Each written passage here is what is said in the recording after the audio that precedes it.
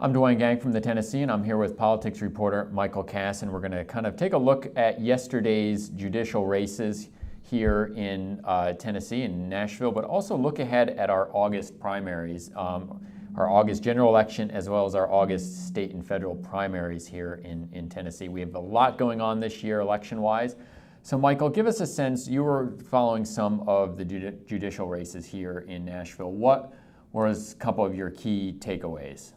Well, I think one thing that was really interesting to everybody was the success of African American candidates and the turnout there. African American candidates won 4 of the contested primaries and came pretty close to winning a couple more. So that was something that was impressive. But you know, and I think it was a bit of a rebuff to the so-called courthouse crowd.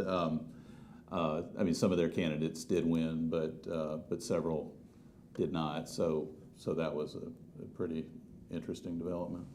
So we have one race that still has to be decided in the general election judicial race. Who's in that contest?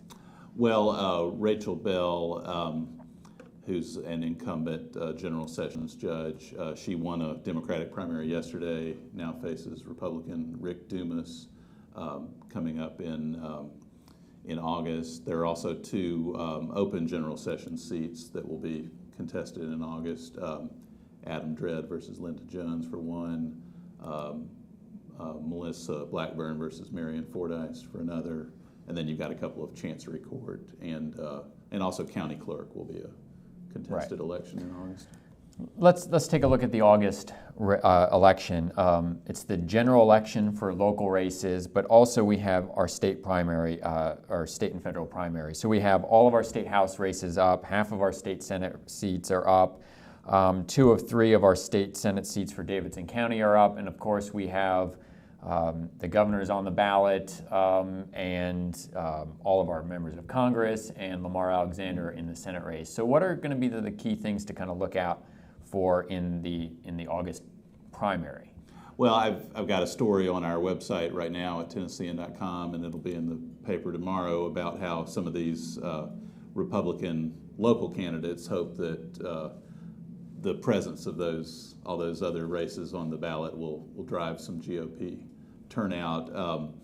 I talked to a Vanderbilt political science professor who said he's not so sure about that because Governor Haslam doesn't really have any competition, and so far Senator Alexander's competition hasn't been really that strong. He does have State Representative Joe Carr trying to beat him in the Republican primary, but so far Carr hasn't gotten a great deal of traction. So we'll have to see whether that works for these local Republicans or not. It's still a pretty Democratic county overall. Right.